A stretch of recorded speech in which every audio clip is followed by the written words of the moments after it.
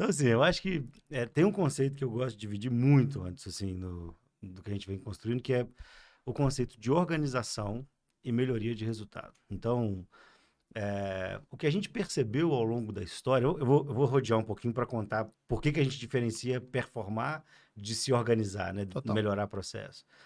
Ao longo da história, a contabilidade, de fato, não precisou de se organizar. Por que ela não precisou se organizar? Porque ela tinha um conceito financeiro muito positivo. Então, ela conseguia financiar uma eventual ineficiência. Então, como que ela se organizava? Contratando mais, colocando mais tecnologia, mais recurso por horas. Por quê? Porque o cliente reconhecia valor onde a contabilidade fazia. Então, você tinha lá uma contabilidade que o ticket médio era um salário mínimo e meio, mínimo um salário, dois salários. Então, isso trazia alguma complexidade, obviamente maior do que é hoje, mas uma rentabilidade, um valor de remuneração muito grande para a contabilidade. E aí ela não se preocupou em se organizar, ela se preocupou em ter gente. Então ela colocava mais gente, crescia de tamanho, desenvolvia, e o conceito de performance não estava estabelecido, de organização. Pode falar. Não, continua. Depois. Com o passar do tempo, o valor do ticket médio vem caindo, né? O cliente tem percebido menos valor na entrega operacional, na entrega guia, folha, criação e balancete, né? E aí, quando esse conceito vem caindo, a gente vem percebendo um movimento de organização. Mas, como eu não tenho, historicamente, um lastro gerencial efetivo, um nível tático bem estabelecido nas empresas contábeis, ela meio que confunde o conceito de se organizar com melhorar o resultado. Então, o que aconteceu no primeiro ciclo do advento de tecnologia? As empresas contábeis, 2015, 2016, se entupiram de tecnologia. E isso não foi convertido necessariamente no desempenho melhor, porque a cultura não estava orientada para o resultado. A cultura não está orientada para produzir mais, para ser mais eficiente, para ser mais eficaz. E aí ela está muito preocupada em ser tecnológica, ela está muito preocupada em ter os processos mapeados. Isso é importante, de maneira nenhuma estou falando que isso não é importante, mas ela ainda não aprendeu, quando eu falo ainda, eu falo de um contexto mercadológico, né?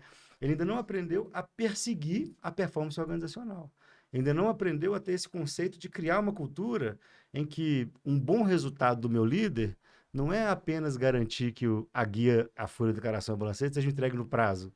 Beleza, entregou no prazo, ok. Mas e aí? Como é que eu faço para entregar melhor? Como é que eu faço para fazer isso mais barato? Como é que eu faço para ter maior qualidade? Como é que eu faço para ser mais eficiente? Como é que eu faço para trazer mais 10 empresas com esse mesmo time que está aqui? Como é que eu faço para construir performance nisso?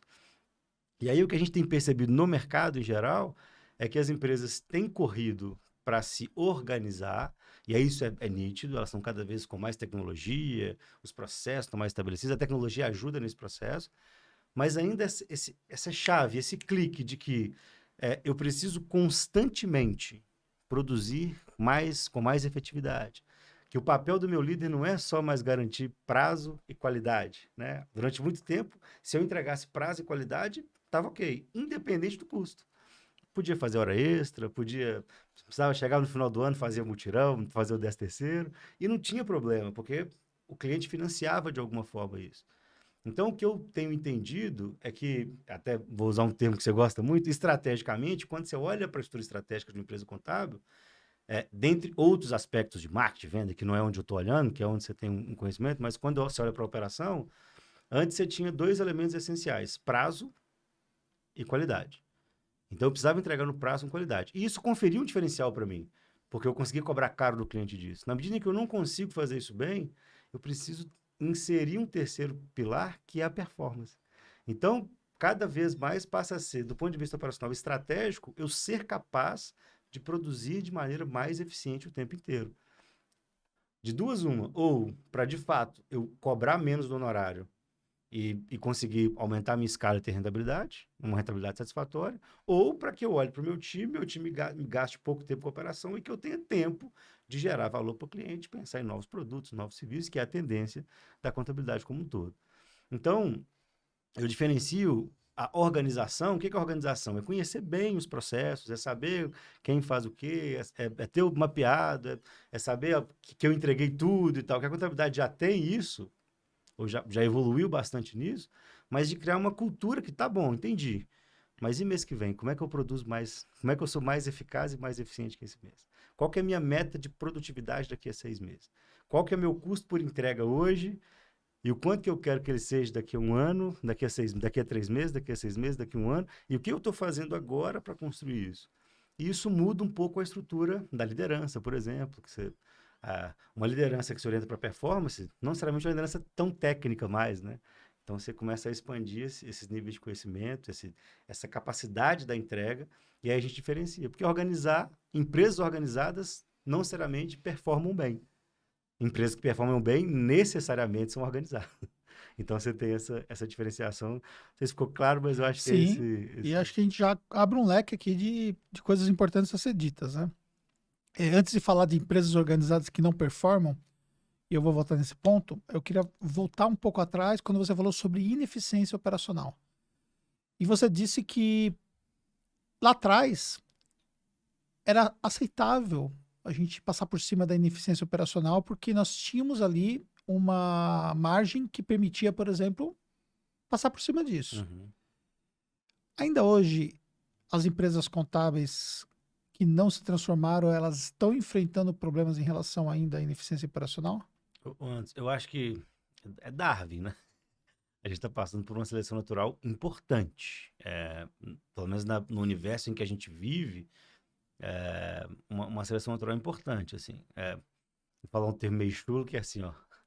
Água bateu na bunda, sabe assim? A gente Uhum. sente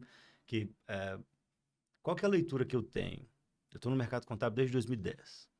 Em 2010, um pouquinho antes de 2010, a gente saiu uma pesquisa recente que 80% das empresas contábeis têm até 50 clientes. Há uns 2 anos atrás saiu uma pesquisa que fala parecido com isso, até 60 clientes. Esse cara, que faturava até 50 clientes, ele faturava 60 salários mínimos, concorda? Uhum.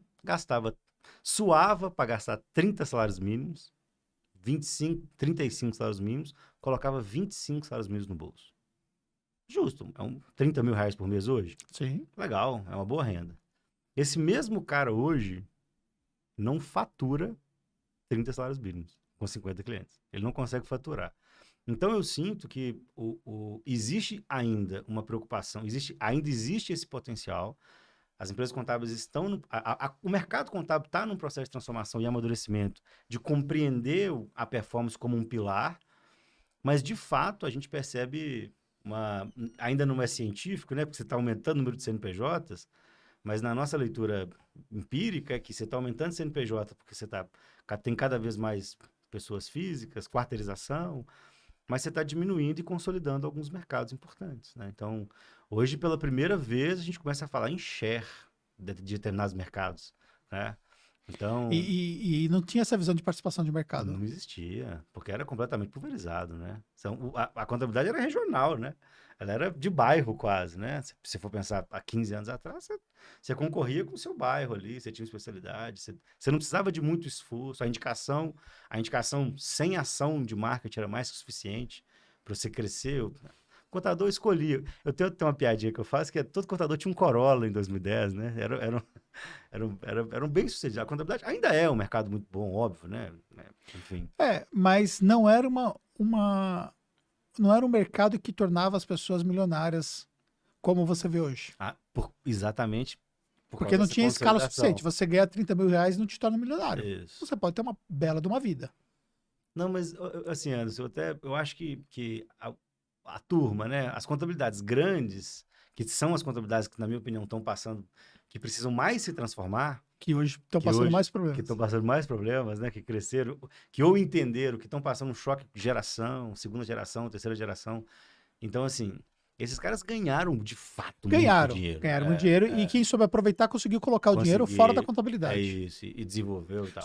Só que a leitura que você vê é que hoje você tem um monte de elefantes brancos que não conseguiram evoluir o negócio, né? Porque, tipo assim, eles ficaram empresas ali do jeito que eles estavam há 15 anos atrás, eles estão um pouco diferentes hoje. De duas, uma. Ou eles vão se transformar, e aí as empresas que no passado tiveram essa visão e que conseguem fazer isso hoje, elas estão um pouquinho na frente, Sim, não são sim, muitas, sim. mas de fato você tem um mercado completamente, né? Se você for pro online, né? Pro mercado online,